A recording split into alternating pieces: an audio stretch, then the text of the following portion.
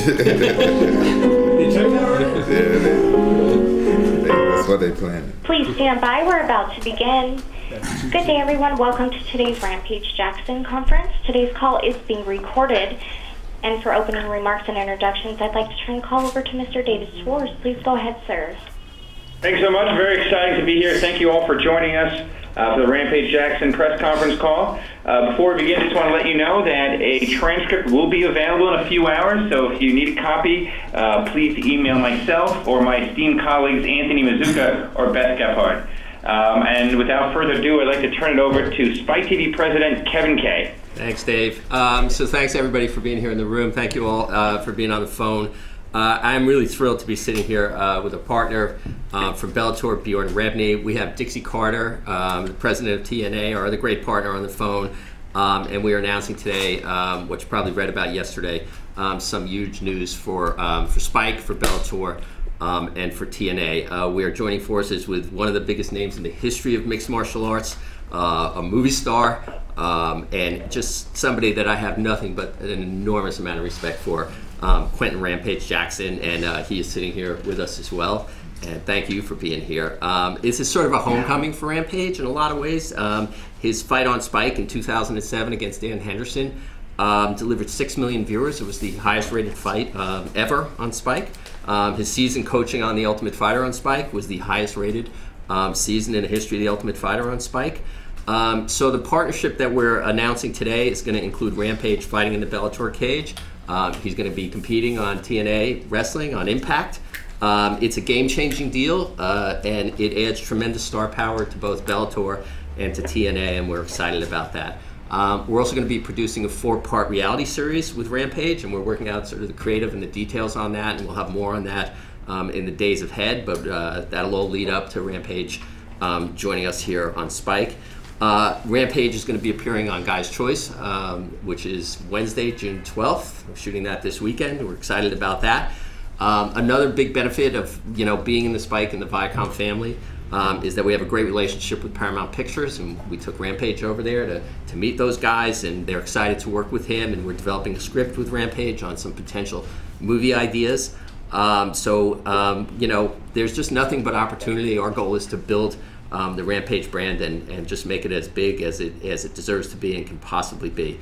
I'd like to turn it over next to our great colleague and great partner, Dixie Carter, president of TNA Impact. Thanks, Kevin. Very excited to be with you guys here today. We all know Rampage is a global star. TNA is a global product. And, we're looking for him to make the same impact in our world the way he impacted the MMA world. The question is, can he dominate TNA the way he's dominated in MMA? And that's our hope. I can tell you he's very confident that will be the case, and that makes me pretty confident that will happen as well. He's a tremendous talent, but really he's got a big personality, and Kevin just talked about the kind of success that he has brought to the ratings at Spike, and we're confident that talent and personality is really the perfect fit for us at Impact. I want to be very clear, he is very serious about his deal with TNA. He's committed to doing whatever it takes to be the best at what we do, and I'm excited about that. This is a unique partnership and is innovative. 2013 is a big strategic growth year for us, and we're in this expansion process on the show and in different things we're getting involved in. This works.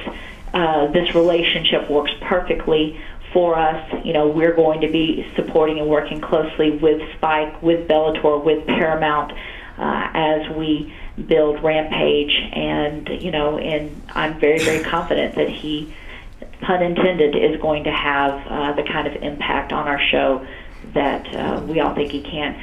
In fact, he will actually be joining us on Impact. We're Impact Live tomorrow night. We're live from Atlanta, and we're in a brand new time slot on Spike. It's from 9 to 11, 2 hours on Eastern Time. And so we're very excited to see him for the first time on our stage. So that will be exciting and interesting as well. So that's really it from me to start with. So I get the pleasure right now of introducing someone who I enjoy working with tremendously. Am very excited to take it to another level with Rampage, and that is the chairman and CEO of Bellator, Bjorn Rebney. Bjorn Rampage. This is a tight-knit partnership. I got it on the brain. Thanks, Dixie. A little over 4 years ago, I was sitting in my living room in a house that I used to live in about 2 miles from here. And I was putting on the finishing touches on a business plan to build out a mixed martial arts company the way I thought a mixed martial arts company should be run, the way that I thought the format should work. I had a second and then a third on my house. I had borrowed every dollar I could conceivably borrow from everybody who trusted me and some people who didn't to try to get it off the ground.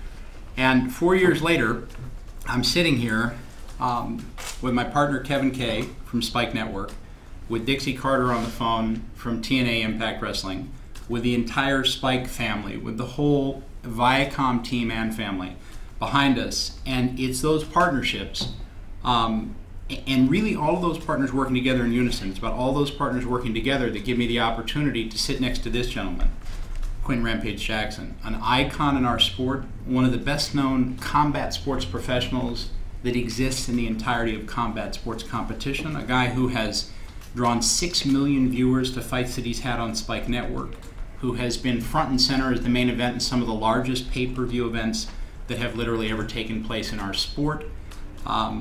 Really a worldwide icon, a guy who can go anywhere in the world and be recognized just like that, regardless of the language or the culture. So it is, I think the coolest thing about me sitting here today is that while I've got all these great partners today, I get to announce that this gentleman is also joining that list, and I'm proud to say he is now one of my partners and one of our partners. So it's a great pleasure to be able to introduce the newest member of the Bellator, the Spike, the Viacom, the TNA Impact family, Quinton Rampage Jackson. Man, thank you guys, man. I'm very excited to be a part of this family. Like, man, you guys, you have no idea. Like, this is something that I've been dreaming about and waiting for years. You know, I put in a lot of work in MMA. You know what I'm saying? I've been fighting for like 12 years, and you guys you gotta get it. You know, finally we have a promoter that gets it. He's like one of us, like one of the fighters. Like, a lot of people don't understand that, you know what I'm saying, fighters, we're the ones that put our life on the line, and you know what I'm saying, we go out there and put our health on the line to entertain the fans. And sometimes I just, in the past relationships that I had with promoters, I just felt like, you know, sometimes I felt like I wasn't appreciated. But you guys get it. Like, you know what I'm saying, like, you guys, like you said, they setting up so I can do pro wrestling. I always wanted to be a pro wrestler. That's why I got started in there. That's why I started wrestling in high school, because I wanted to be a pro wrestler. You know, that's why I used to fight the way I used to fight when I was younger. I used to slam people and do power bombs and stuff like that. You know what I'm saying? And now my dream come true. I get to go to TNA and do some pro wrestling and always, since I did that little reality show back in the day, I was like, man, I can do this. I can be in front of the cameras and not be shy. And you guys set me up to do a reality show and movies. Since I did the A-Team movie, I always wanted like to do more movies, and I wanted to be like an action guy. I always want to do action movies, and I think that's cool. I'm a big kid. I like to do all this stuff, and you guys like basically making my dream come true. It makes me feel like all the hard work and all the damage I did to my body in the past is all paying off now, and you know, I lost a lot of love for MMA. I'm not gonna lie. I lost a lot of love for MMA back when I was in the UFC. Kind of like, honestly, they just killed it. They drained it. You know what I'm saying? But this new deal got me so excited, and is instantly brought the love back. You know what I'm saying? I'm just, you know, it's hard to even explain the way I feel right now. I'm just really happy to be a part of this team. Great. That's awesome. We are happy to have you. Yep. Agreed. Yep. Should we open up for questions? Sounds good. Dave Doyle with MMA Fighting. Actually, I have a two-part question for you, Bjorn. One, when Rampage competes in Bellator, is he going to be part of your tournament format?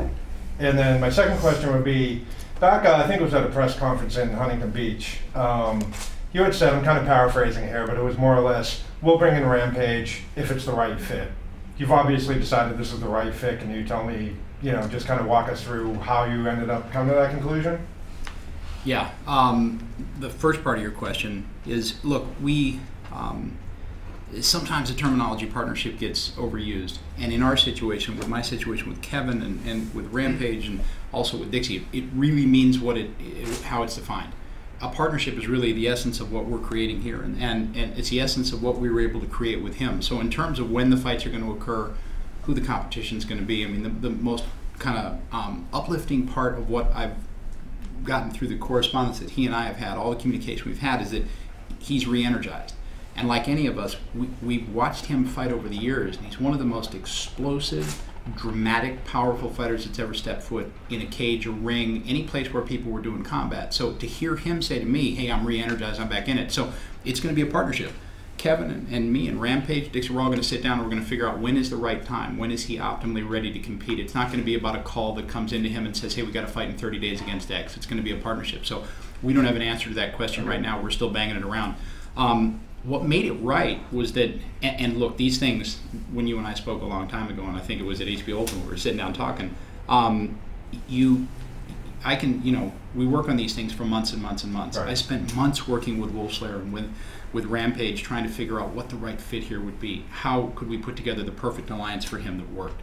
So it was about putting all those pieces together.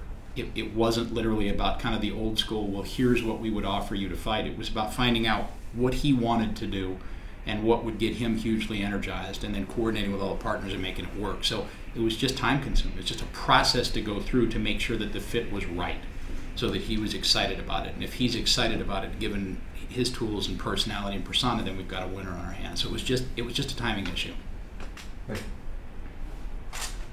Josh Gross with ESPN. Rampage, what did you tell Bjorn about fighting, what you had in mind fighting-wise? Because you guys talk a lot about Paramount and a lot about pro wrestling, but I didn't hear a lot about mixed martial arts. What, besides being re-energized, how specifically? What kind of opponents do you expect? Well, honestly, a lot of MMA fans may criticize me from leaving the UFC because they say like that's where the best fighters are and stuff like that, and there's not a lot of competition in Bellator yet and stuff like that, but I tell those fans, like, it's like ignorance. They don't know. Like, this deal that they gave me is so sweet. Like, MMA don't have a pension like other sports, right? This deal they gave me set me up for the future.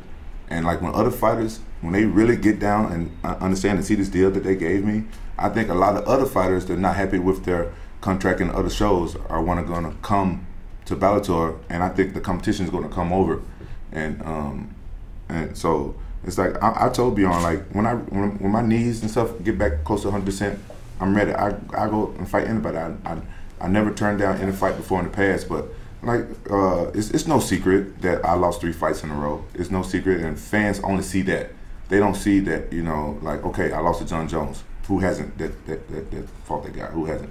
Then I lost to Ryan Bader because I was injured. I got injured like a month before the fight. But it's the type of person I am. I didn't want to pull out of the Japan card because I love my Japanese fans. Everybody know that. So I still fought, injured, and then my next fight back, I shouldn't even been fighting, but I wanted to get out of the contract so bad. My knee, it was my first fight after my surgery, right? So I still went out there and I fought. I got away because I said it's got to be something out here better. And then I met Bjorn. And instantly I like the guy, because you can look him in his eyes and you can tell, like, the guy, he don't have any ego, and he gets it. Like, the fighters, what makes the show, right? And when fighters understand this, they're gonna take to him the same way I took to him. They were like, man, this, like in Bellator, you don't have to, like, they don't tax you for your sponsors. You know what I'm saying? They help you get sponsors. They don't get mad at you for doing movies. They get you movies. These guys, I wrote a movie a couple years ago. And I sat down with Andy Goodman of Paramount Pictures, and I pitched the movie to him. Like, oh man, I like that. He liked the movie and my idea. Like I want to make an MMA movie that no one's ever made before. A lot of people view MMA, but they never had a fighter put his touch on the MMA movie. These guys, they down with me. You know what I'm saying? And these guys brought me a nice car, man. I'm like, man, I'm happy, man. You already know it.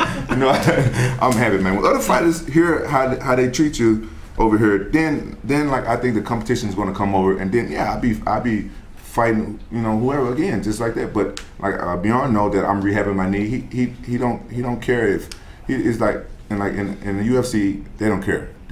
You go out there, you fight. Like a lot of times when you have surgery, you should come back and have a warm-up fight. But UFC don't care about you like that. Bjorn, he care more about my long term. He like, you know what I'm saying? Like, before I was talking about retiring probably at 35, which is like in a couple of days. You know what I'm saying? Now with what we talking about, stuff like that, man, I got at least like 4 or 5 more years in me, because if I'm injured and stuff like that, he's like, okay, just heal up, take your time out. He's not rushing me to fight at all. He wants me to rehab my knees, and that's what I've been doing. I haven't been running. I just been lifting weights and rehabbing my knee and getting everything straight so I can come back hard, because now I finally got the love back, and I'm thinking about going heavyweight because, you know, so I'm older now, and I want to start smashing some big guys. You know what I'm saying? But what I want to do is come, and now I can openly and with all the negativity gone and be myself and go out there and just entertain the fans. Like, you know, I've done a lot in the sport. You know what I'm saying? I think a lot of fans forget that I'm the first ever unified champion. You know what I'm saying? That's my most proud achievement in this sport. You know what I'm saying? I did that, and I was champion stuff before. Now I don't really care about it. I just want to entertain the fans. I want to come and put on great fights and go to pro wrestling. You know what I'm saying? And over in TNA, those guys they got the best wrestlers over there at TNA. You know what I'm saying? I want to go there and show them what I can do, because I think I'm a natural pro wrestler. People don't know that I used to play around with my old wrestling buddies in high school and college, like a pro wrestling, and do all this. People don't know about my love for pro wrestling. And I've been watching TNA. They got Sting and Hulk Hogan and stuff over there. Come on, I need to go over there and kick it with them, and, you know, so learn from the best and put on great shows. I just want to entertain all my fans and hopefully make some new ones. Just a couple quick follow-ups. So, are you ruling out the tournaments? I mean, would you not participate in tournaments? You've done multi-fight tournaments in one night. I mean, you've experienced that. The three fights in 3 months succession, is that something that you would not want to participate in? Man, I'm telling you, that's the reason why I chose to go over to Bellator. Don't get it twisted. Bellator didn't approach me at all. As soon as I you know, say I had the opportunity, I told my manager, hey man, Bellator got those tournaments. That's kind of like what Pride used to do. That's exciting, man. You know what I'm saying? That's exciting. Those tournaments and stuff like that. That's what caught my eye. You know what I'm saying? I like watching exciting fights. Who don't? Like, honestly, in my opinion, a lot of fights that's going out there right now is kind of boring. People, you know what I'm saying? Fans probably don't know this, but in your contract, if you lose 2 fights in a row, you're in risk of getting cut. You know what I'm saying? So a lot of fighters out there are fighting not to lose, and it's making for a boring fight. You know what I'm saying? So over in Bellator, I just watching the guys are exciting fighters, and they're going out there and they're just putting it all on the line, and they got tournaments and stuff like that.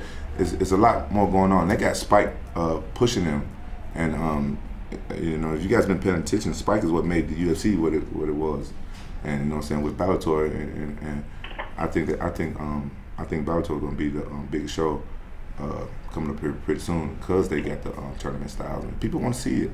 The fans just want to see exciting fights.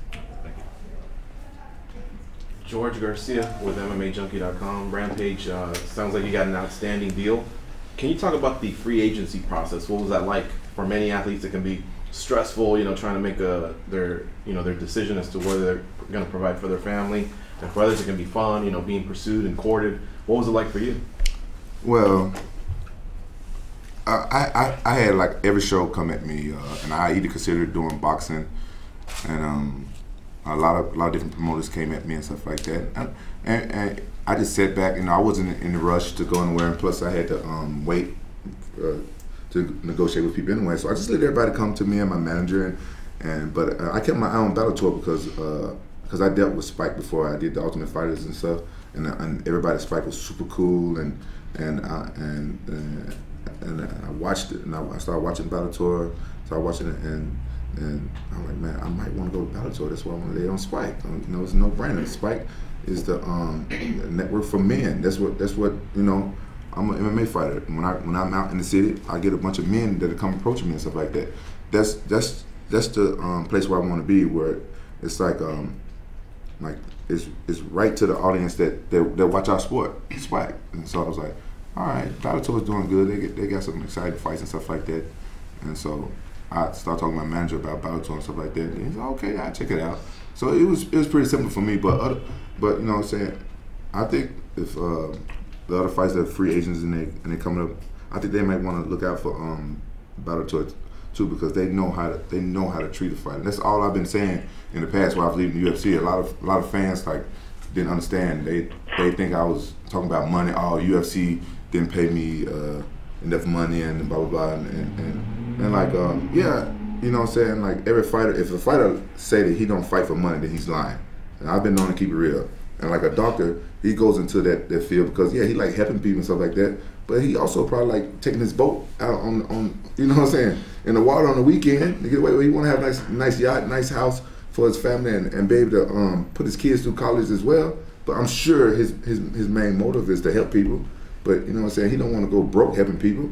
You know what I'm saying, I want to entertain people, but I don't want to talk bad about any fighters in the past. But I'm telling you, there's a lot of big name fighters that retired broke, and now they got to go and get a gym and work at a gym. You know what I'm saying, it's okay to get a gym and train people, but you don't want to have to get a gym and train people. And now that UFC's buying up all the gyms, they take even more money out of fighters' pockets. You know what I'm saying? Like in the fighters in the neighborhood, they got a gym and they got their own gym. And the UFC gym comes to their neighborhood. You know what the fans going to do? They're going to go to their UFC gym and stuff like that.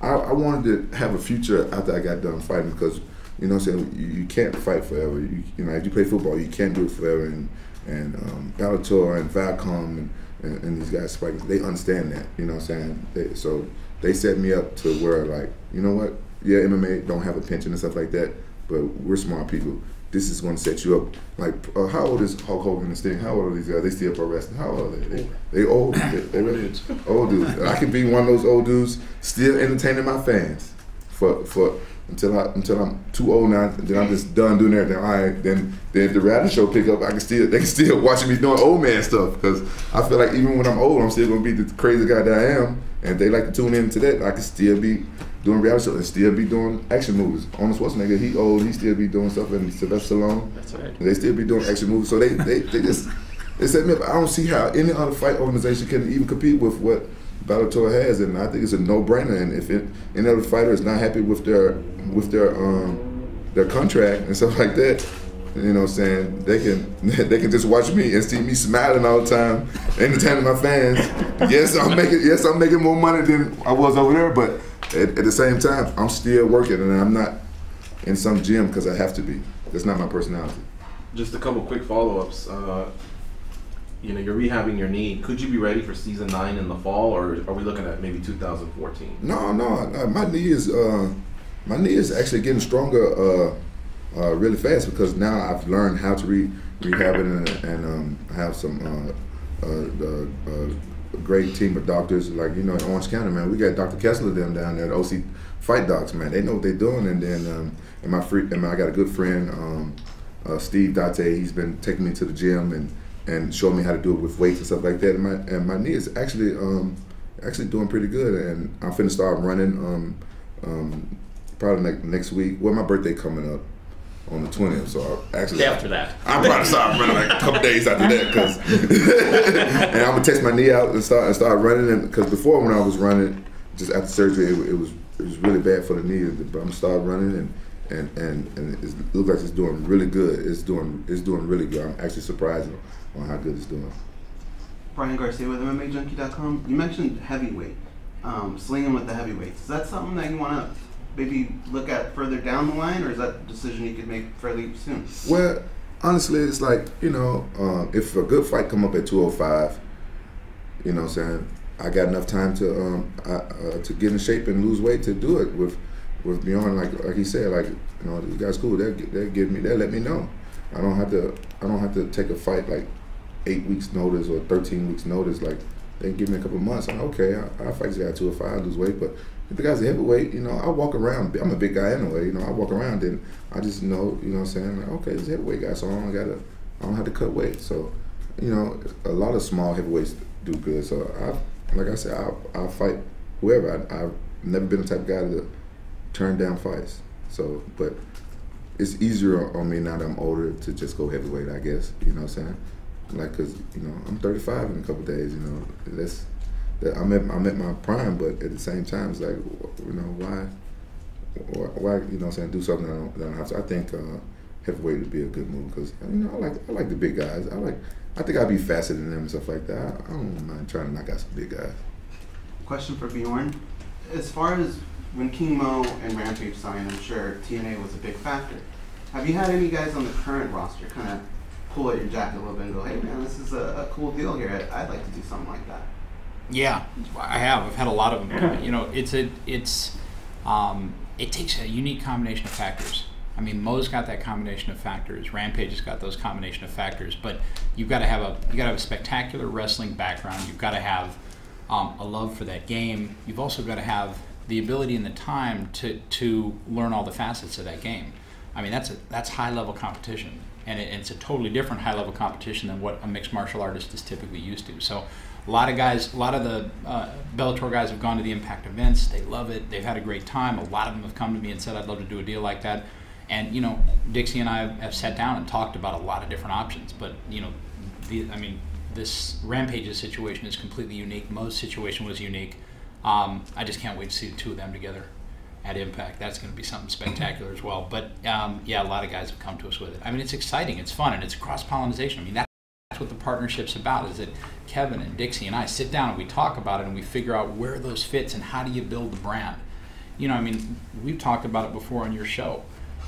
Our dynamic is a different one. Our dynamic is one that is focused on building up Quinton Rampage Jackson, King Mo Lawal, Michael Chandler, Pat Karyn. It's not about building up the Bellator brand. Those guys are going to pull the Bellator brand along. The Bellator brand is not going to pull them along.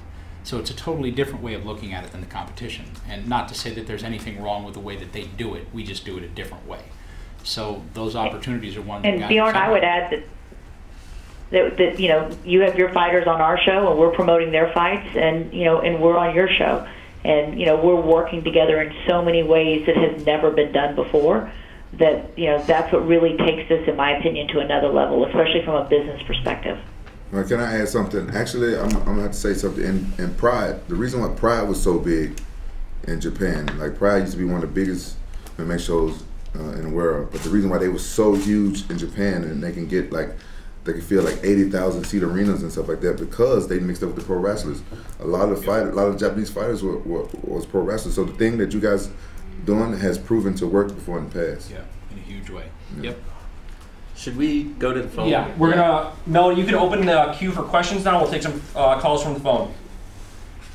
And ladies and gentlemen, to ask a question over the phone lines, please press *1 at this time. If you are joining using your speakerphone, please make sure that your mute function is turned off to allow your signal to reach our equipment.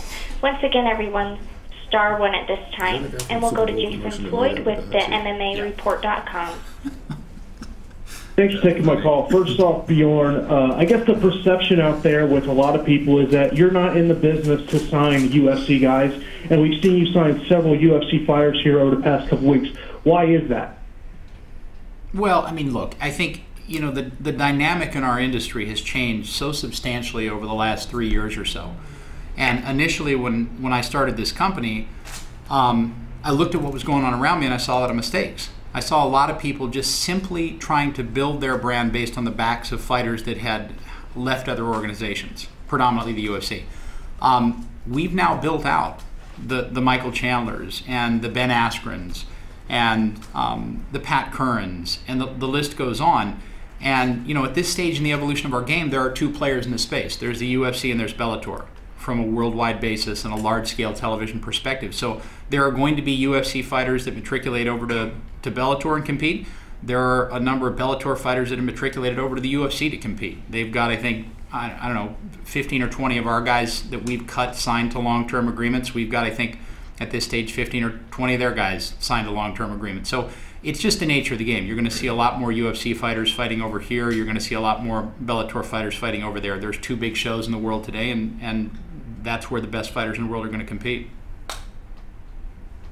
For Rampage Jackson, you know, first off, Rampage, you talked about how the UFC drained your love for MMA. Is there anything in particular they did that drained your love for the sport? Well, the only thing I really can go into is it's no big secret, but when I did the movie A-Team, that's like how Dana and I, we kind of like fell out, and it caused a whole bunch of problems. But I'm on a contract where I can't really go into details, but you know what I'm saying, like the UFC, you can ask them and they can say I'm not going to sue them if they talk about it. I signed a disclosure where I can't talk about it, and that's all I can say on that. But you know, I've been pretty voiceless about things in the past, but I guess you guys can see from, you know what I'm saying, like it goes all the way back to my fight with Rashad Evans. You know what I'm saying, it's been since then when I lost my love for for MMA, and I actually tried to I tried to retire and stuff a couple times. And actually, I'm glad I did now because I wasn't psychic, but thank God I didn't, and now this great opportunity happened for me. Do you have a timetable in your head of when you want to fight next? Like I said, I think my knee is a lot stronger now. I think I'm actually I think I'll be good to go in a couple of months. I just as long as I got like 3 or 4 months to start getting to serious training and get my skills up. I'm working on everything now. I've been in actually. I went to Mexico. I got me a place down there, some cool gyms and stuff down there to get away from California, and I got a bunch of friends who love nightclubs. I hate them. I don't know why they invite me to nightclubs all the time because I hate those things. So I go to Mexico and I train. I've been working with my teammate Gavin Stewart, and we've been working on a lot of Muay Thai and a lot of different stuff that I haven't been doing for a while because I got addicted to knocking people out, and I kind of forgot about my wrestling and my Muay Thai and stuff. So I'm excited. I've been working on a lot of different stuff in my ground game, and so as long as I got like 4 months to keep brushing up on this type of stuff, the new stuff that I'm working on again, and I'll be ready to go. I'll be happy to go, and after then, All right, thanks, guys. Mm-hmm. We'll go next to Steve Jones with Wrestling Observer. Thank you, operator. My first question is for Bjorn Rebney. It was widely reported yesterday that Czech Congo signed with Bellator, a teammate of Rampage's at Wolf Slayer. Can you confirm that for us? No, he has not. Very talented fighter, great personality, fun to watch fight. I've watched him fight for years, but he has not signed with Bellator. All right, thank you. Are any other Wolf Slayer fighters then coming in? If not Congo, any others that Rampage is teammates with? Yeah, I mean, part of the magic of this relationship is that I got to spend literally months working with the team at Wolf Slayer, and they've got a terrific stable of talent. And you're going to see some announcements coming out in the not too distant future, literally within the next couple of weeks, about more Wolf Slayer talent that's going to be coming into Bellator. We've got some big things. Kevin and I have got some big things happening in the UK, some huge things happening in the UK that we're really excited about, that we'll be announcing in short order as well. And Wolf Slayer obviously is a mainstay on the UK MMA scene and is one of the preeminent forces there. So there'll be a collection of Wolf Slayer fighters coming over here. All right, cool. One more question for you, and then I'll go to somebody else on the line. I wanted to know, with the change in Impact Wrestling moving back to 9 p.m. Eastern, we've heard about the strategic synergy with everybody on the line talking about Bellator, Spike, Impact working together. Obviously, this changes when Bellator is going to be able to air live. So what was the decision-making on that, and do you know when the new night will be for Bellator MMA? I'll take that one. No, we know when the June 19th fight is, and the July 31st fight is, and the September 7th fight are. But beyond that, we're just still evaluating and assessing, what is going to be the best night. There's a lot of competition out there, and we felt it was important to move Impact back to 9 o'clock for the summer and going forward. So it's a better time slot. For Impact, it's its old time slot. So we still have some work to do there, and we'll probably announce that shortly.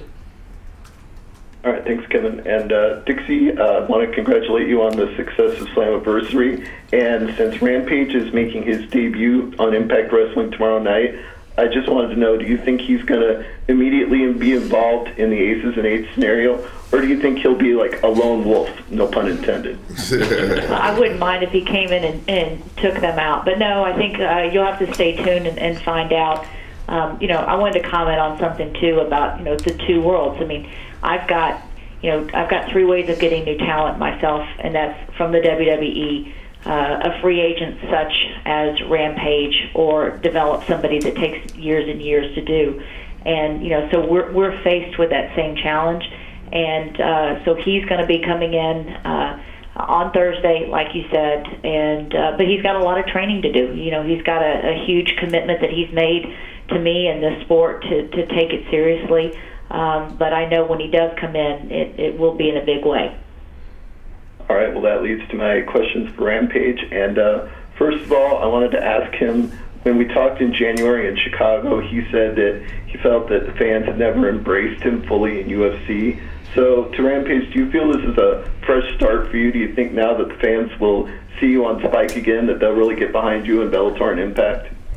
Well, I come to the UFC as an outsider. It's no secret to me that the UFC only signed me for that Chuck Liddell fight back in the day, and the people that really know me know I was like a very fan-friendly guy until I kind of like went to the UFC, and it kind of dulled my senses to a lot of fans when they booed me for knocking a guy out and egg my house and stuff like that. You know what I'm saying? It's kind of hard to swallow sometimes when you have a passion for a sport and the main objective is to knock someone out, and you do that and you get so much negativity from it. And over the years, since I did the Ultimate Fighter and stuff like that, the fans got to know me, got to know my personality and see what type of person I am. And a lot of fans, when they meet me and stuff like that, they're cool. They're cool. They're really cool people. So you can't punish, like, all the fans just for a few negative people and stuff like that. But, me going over here to Bellator and stuff like that, I'm hoping to, get to know these fans. I'm assuming most of the fans are the same MMA fans. I'm an MMA fan. I watch wherever the exciting fights go. So, I don't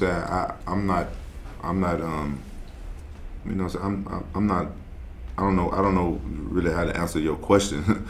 Fans are fans. I love all my fans, but I don't love all MMA fans. Just put it that way, and I keep it real on that. I love all my fans. I do anything for them, but if a fan don't like me, okay, I'm still going to do my job and try to be one of the most entertaining fighters out there, no matter where I go. And since I'm here at Bellator, I like this deal. I ain't going nowhere else. So this is the last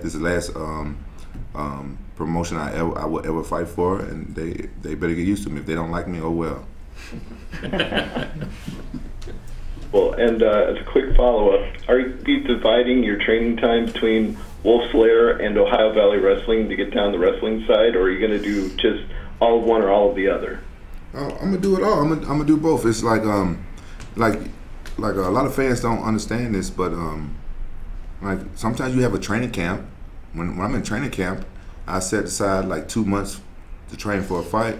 It's 12 months in a year, and the other time I could be going and training for pro wrestling. So on my downtime, and that's actually good for me because sometimes after my fights, I just go and just be a regular human being. I forget I'm even an athlete, and I just eat whatever I want and do whatever. And for me, staying and training, that's good for me. Hopefully I look sexy year round and get more ladies. Thank you very much, Rampage, and Zapello, June 20th, happy birthday coming up. Thanks, bro. You too.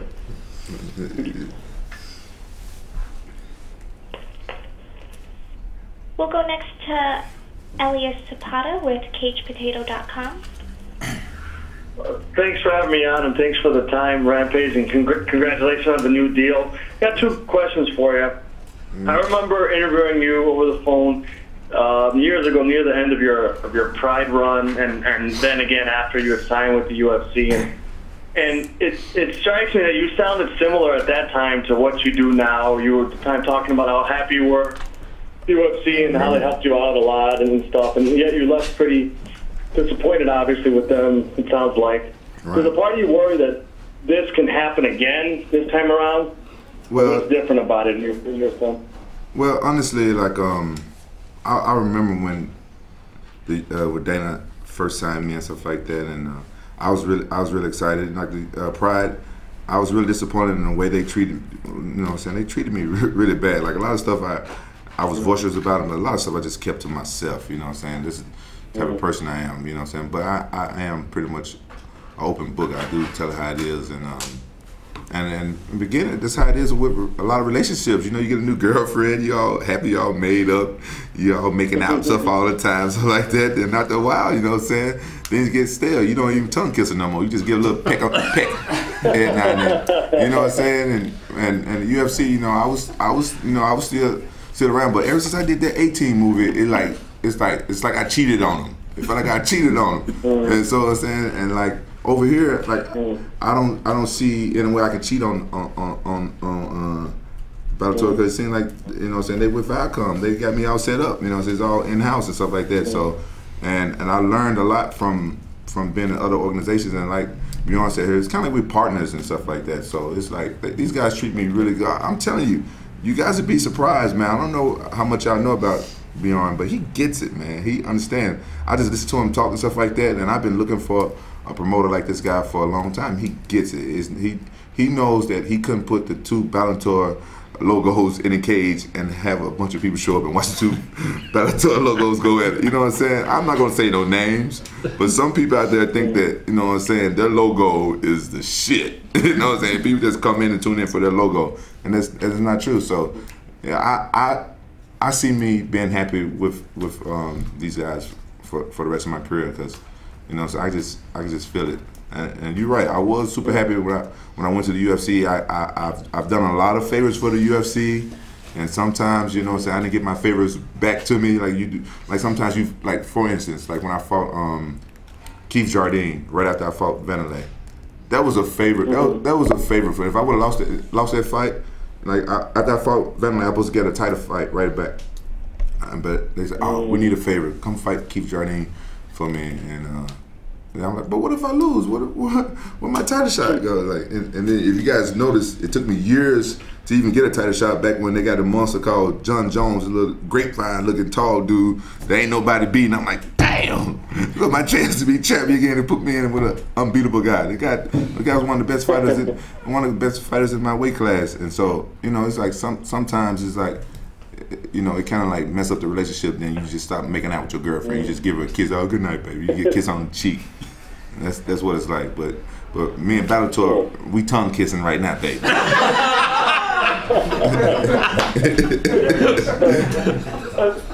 Second question, Quinton, and thanks for that answer. Second question, I was wondering about all this exciting stuff. Like you said, they're setting you up a lot of cool stuff, and certainly no longtime fan can argue that you haven't, and a lot of guys like you haven't earned that type of opportunity where you can make a living from doing some other things in addition to just fighting, because that's got to be a hell of a way to make a living. The movies, the TV show, pro wrestling, which that can't be easy on the body either, but have other opportunities. You've earned that. I'm curious, since you're going to be fighting still, do you worry at all that as you're working on all these other exciting stuff, that maybe you won't have the focus once you do get back to it? Or I mean, I'm sure you've thought about that. It's got to take a lot of focus to get in there and fight at a high level like you do.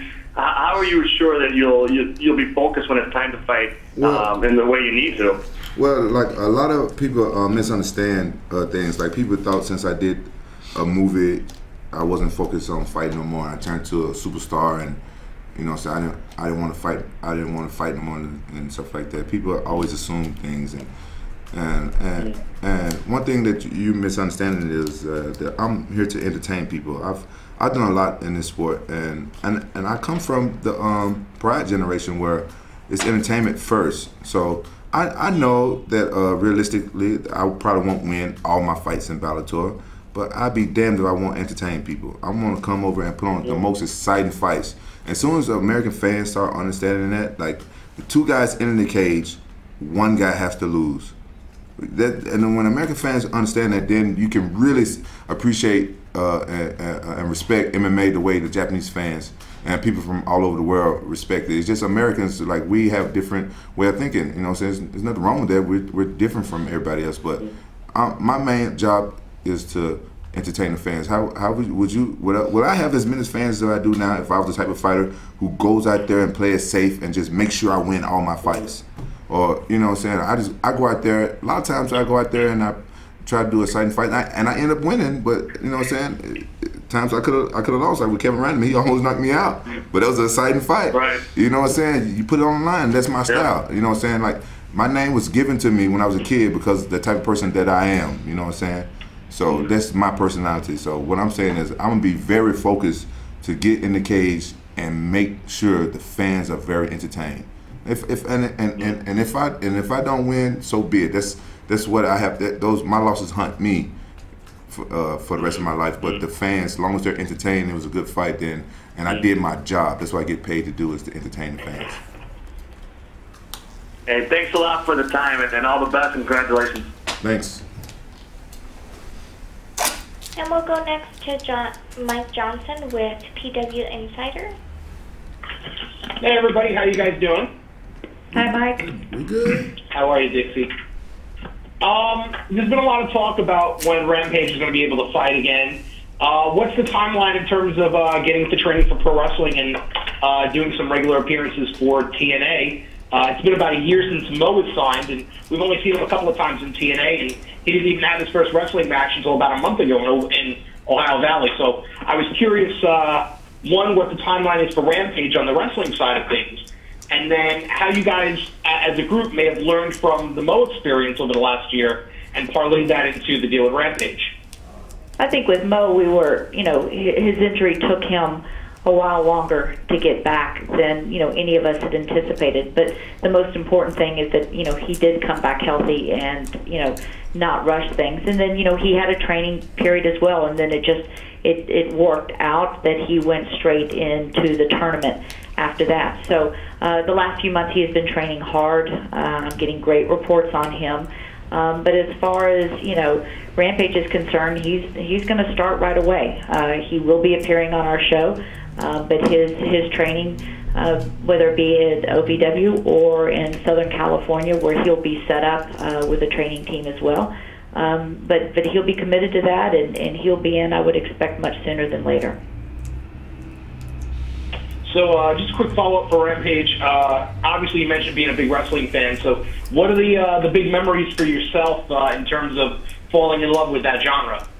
Well, I'm from Memphis, and I used to watch pro wrestling with my dad and my older brother, and we used to go down to Monday night wrestling at the Coliseum, and we used to wake up on Saturdays. And my brother used to write to the Channel 5 news station and get free tickets. They give the people free tickets, and I've actually been to some of the shows and stuff back. I knew the Undertaker when he was the Master of Pain, you know what I'm saying?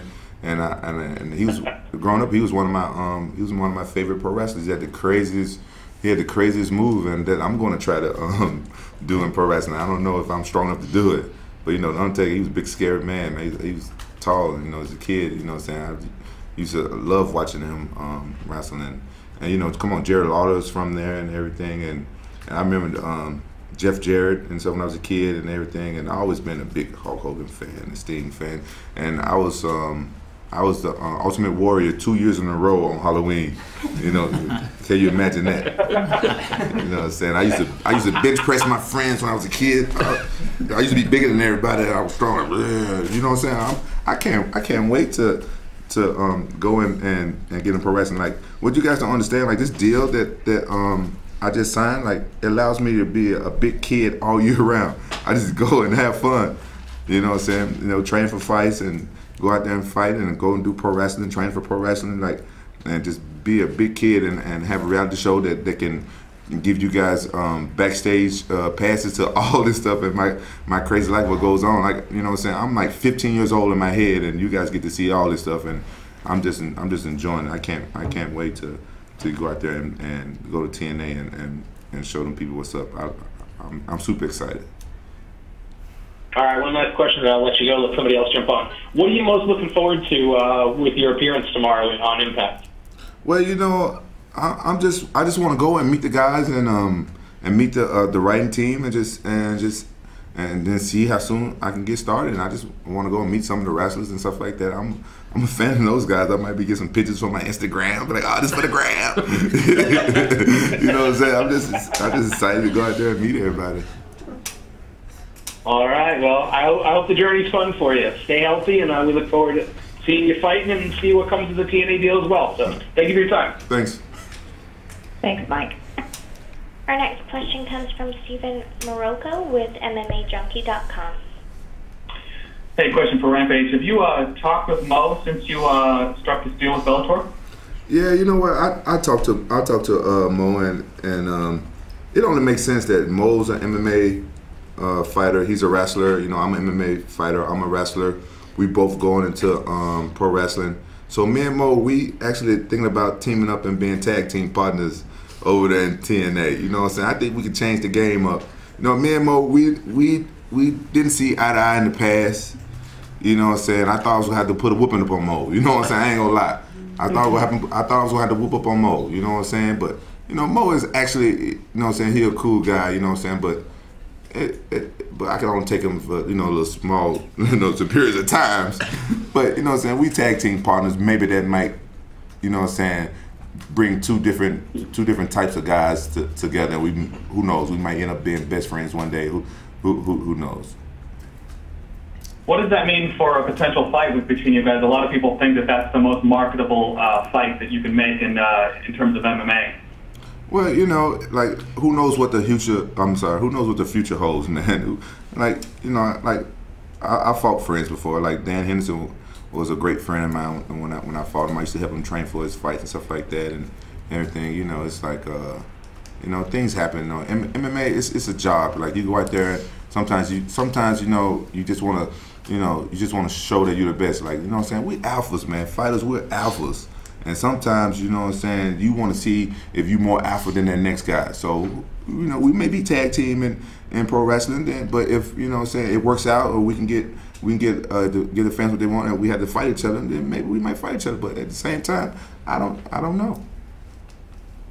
Is there a time component to this deal, or is it is there any specific set length of time that you're obligated to Bellator and TNA, and or is it just a specific number of fights and appearances? See, you gotta ask my manager all that stuff. Man, I don't deal with all that. All I know is that we finna change the game up. You guys have no idea y'all can't even comprehend what's going on right here. It's gonna take y'all a couple of months, then y'all see, oh, that's why he left the UFC. It's gonna hit y'all like one day when y'all see what happened. Y'all can't even comprehend. It's on. We finna change the game up. You guys have no idea. Any teasers on what you've been talking about with Paramount? Is it still in the action genre, or is it working with anybody you worked with in the past? I said it's gonna be like it's gonna be an MMA movie. That's what we talked about, and it don't stop there. That's the first thing.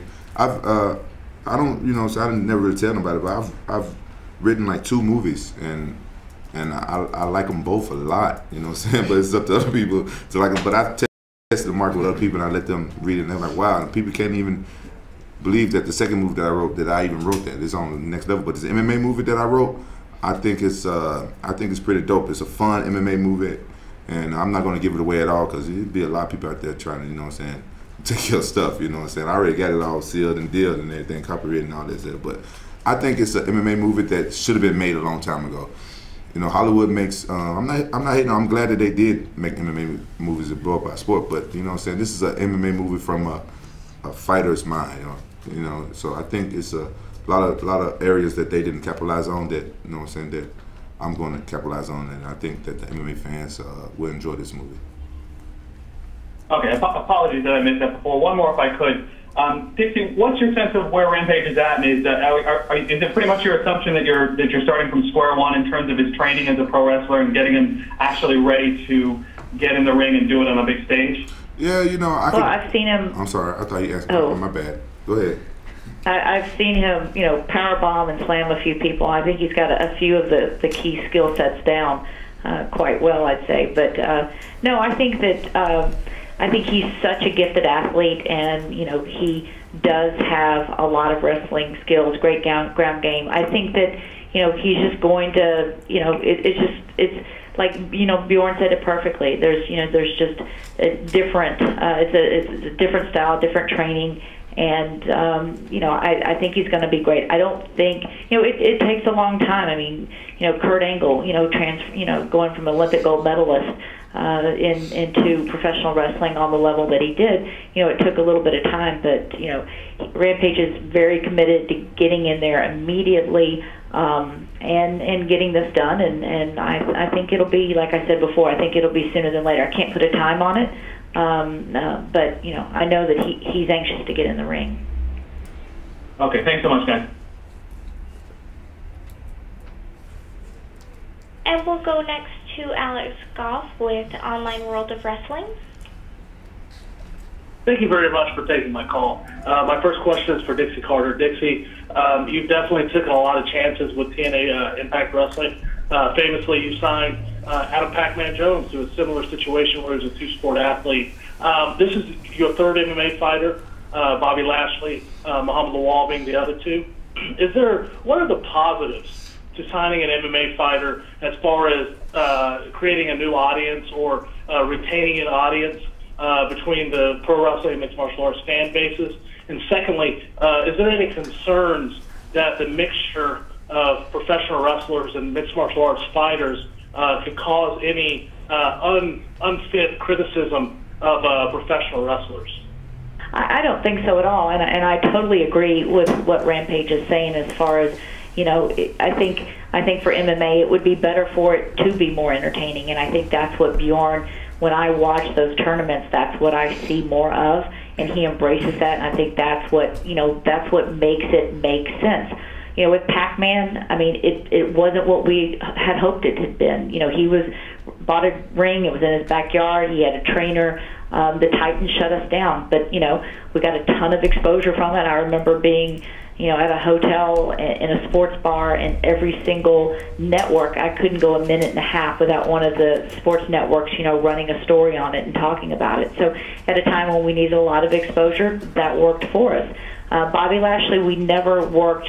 He did come in and do a wrestling stint with us, but we never got to, work with him in a two-sport capacity. You know, so Mo and Rampage will be the first time that we've really done this, and you know, I'll echo what Rampage says. I mean, this is a really unique association between Kevin and Bjorn and myself as it comes to these talented athletes. And you know, we have some pretty big platforms, each of us, but combined it's very, very powerful. And I think from that, when we get this going, you're going to see some exciting things. Thank you very much, Dixie. My next question is for Quinton. Quinton, the word that you keep repeating throughout this entire press conference is fun. I want to ask you about a word, pressure. Bjorn Rebney has the ability to find young, hungry guys from across the world. Renato Babaluso Brawl and King Muhammad Lawal both experienced losses in their first debuts in Bellator to these young lions. What pressure are you feeling to face these young guys, even at heavyweight, that would love to make a name off a MMA Hall of Famer such as yourself? I don't know if you're in one yet, but certainly you have the credentials to be. And then secondly, TNA Wrestling has set a high standard for professional wrestling, employing legends such as Hulk Hogan and Sting, Kurt Angle, Bobby Roode, James Storm. How, at your age, not that you're old, but at your age, how much pressure are you feeling that you have to now learn a brand new discipline of professional wrestling, and then that you will be, because of your background, expected to perform at a higher level than someone, for example, that TNA gives an opportunity through the Gut Check Challenge? Man, you give some long questions. Okay. I thought all night about it. Okay, let me break something down to you. Like, what's wrong with losing if you go out there and you did your job and entertain the fans? What's so bad about losing? Why that's no pressure. That pressure right there. I relieve that pressure already. Like with myself. Like it's just the only thing is after I lost it, I got to hear about it from the fans. But that's no pressure. That's like annoyance. You know what I'm saying? I get annoyed by it. Like, oh, you lost. Oh, so what? You know what I'm saying? I still did my job. I still entertained people. You know what I'm saying? If I go out there, I'm gonna try to knock somebody out. I'm gonna try to slam people. I'm gonna try to destroy them. But if I get beat in the process, I just hope it's a good fight. So all that pressure's gone. So yeah, it's still fun. It's fun for me to get out there and entertain the fans. And at the end of the day, I'm making my living what I chose to do to provide for my family. And the pro wrestling, yeah, you know, it's a lot of pressure. Like out there with the best, like Hulk Hogan and Sting and Kurt Angle and, you know what I'm saying, all those guys. Yeah, you know, but you know, I think it's like a dream come true. Like that's what I want. That's what I wanted to do. Like if you're gonna let pressure stop you from fulfilling your dreams, then you know what I'm saying, you robbing yourself. So that's the last thing I think about is losing and pressure and not doing this and not doing that. I just go and do it. Thank you very much, Quinton. Just one more follow-up, Quinton. You're saying that losses don't matter so much. Is that experience talking? Because during your rematch against Wanderlei Silva, the loss of Wanderlei seemed to really did affect you. You complained about the tournament format, that he had an easier opponent, and Yoshida, you had a harder opponent. Good to go. So is this experience talking? Yeah, I'm okay. Listen, that's something different, man. You talking about tournaments? Come on, that's a tournament. I had the chance to go down in history as a guy who beat Wanderlei Silva and Chuck Liddell and one night. Now you bring up that, that loss hurt. You know what I'm saying? I beat the crap out of Chuck Liddell, and my game plan was to take Wanderlei Silva down and beat him up on the ground. And that loss still haunts me from today because, you know, I got stood up, then I got kneed in the face about 15 times, and I lost that fight. And that loss hurt. I was a young man back then, but now, like I said, I've done a lot in this sport. My main focus is to just entertain the fans, and that take a lot of pressure off. And it's guys like you who would never understand that. That's all you think about is win this and that, like who's the best and stuff like that. You know, you're entitled to being that, but you know, at the same time, how many fights have you ever fought professionally? I was active duty military. I haven't had any professional fights. I didn't ask you anything about military. I asked you about how many fights have you fought professionally in front of millions of people. It's like if you've done that. If you've done it 40 some odd times like I've done, then you understand where I'm coming from. It's not always about winning and losing anymore. You know what I'm saying? Like when you up and coming, you gotta make a name for yourself. You in a tournament, you want to win. You know what I'm saying? But now, you know what I'm saying? It's like my job is to entertain the fans. I want to give them great fights. I want to win. Don't think I'm gonna come out there and just let people beat me up. That's not me. You know what I'm saying? But if I fall short, trying to knock this guy out, trying to destroy this guy, if he all I can do is like get up and shake his hand, man. Dude, man, you beat me. It was a good fight. I'm not gonna let pressures of losing stop me. Hey, Melody, well, let's take one more question. All right, we'll go to Eddie Goldman with No Holds Barred. Hi, thank you very much. Hello, everybody. First question for Rampage. You talked earlier a lot about criticisms you had when you're in the UFC, and numerous present or former fighters in the UFC have been more and more vocal about complaints about the low purses and unfairness and a lot of other things. Do you think that at any point that the fighters should form some type of association or union of their own so that they can have collective bargaining about these contract issues? Well, you know, like that stuff been talked about for a long time. You know what I'm saying? MMA is a sport that's evolving fast. I wish any fighter would get everything they want, everything they hope for, everything they deserve. And like if that's what fighters want, we do need like something after we get done fighting, like some type of pension and stuff like that. But like boxers been doing it for a while. Boxers they've been in, and boxers don't have a pension, right? They don't have boxers don't have a boxing pension, and you know what I'm saying? And only the top boxers make good money. So if it ain't happening in boxing, I don't see it happening in MMA. So, you know what I'm saying? It's kind of like I wish the best for everybody and stuff like that, but this deal I just signed with Bellator and Viacom and with Spike TV and TNA, I just here's my pension right here, you know what I'm saying? So, you know what I'm saying? I made the right decision. I'm not going to wait around for some union that could never happen, because from my common sense watching from boxing, it ain't happened for them.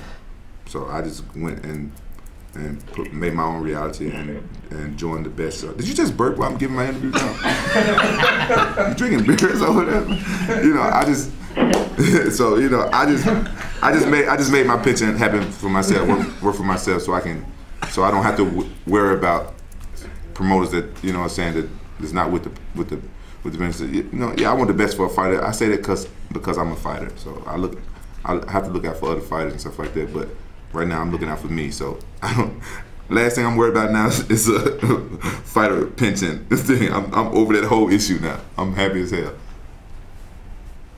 Yeah, it wasn't me that burped. I'm drinking green tea. Sure. We all burp. I have a question for Bjorn also. Rampage was in made a lot of controversial videos which people have seen online. Do you have any rules about what he can or cannot do or say on some of those issues that have been raised before? You a hater? Hey, Eddie. No, I'm not a hater. I'm a lover. Hey, Barber. Yeah. You know, look, Eddie, one of the things that makes us different is, and it's been a difference that we've stood behind since the first time I started this company, is that I'm a big fan of fighters being who they are, and I'm a big fan of fighters saying what they feel and what they think. And part of what makes this organization so unique, and part of what gives it the opportunity to build out these kind of partnerships, is that there are a lot of different personalities here. We've got hundreds of fighters under contract, and some of them are going to say things that some people find to be completely outrageous. And when I talk to Rampage, or when I talk to Mo, or when I talk to any number of other fighters who have got a personality and voice their opinion, I say the same thing to them. Be yourself. Say what you're going to say. Voice your opinion. I'm not trying to sit back as a czar or as a king that sits on a throne and tells people who they're going to talk to and what they're going to say and what line they're going to tell. It's just not the personality of this organization. And so we don't have those rules in place. There's common sense elements that everybody comes in and puts in play, and you know, we hope that everybody does that. But the bottom line is people have got to be who they are. People have got to express their opinion. I mean, that's the essence of this company, is self-determination. And you know, nobody's chosen here to be a champion. Nobody's given an opportunity to be a champion on a plate. You know, guys earn it, and they earn it because they are who they are, and they express what they express. So it's just a different way of looking at things, and we're going to keep standing by that. All right, thanks and good luck to everybody, and congratulations on this deal. I'm looking forward to seeing Rampage and Bellator. Okay, buddy, thank you for joining. If you have any further questions, feel free to hit me up, David Schwartz, or my colleagues Anthony Mizuko or Beth Gebhardt. Thanks so much. Ladies and gentlemen, that does conclude today's conference. Thank you all for joining. And there you go. All right, guys.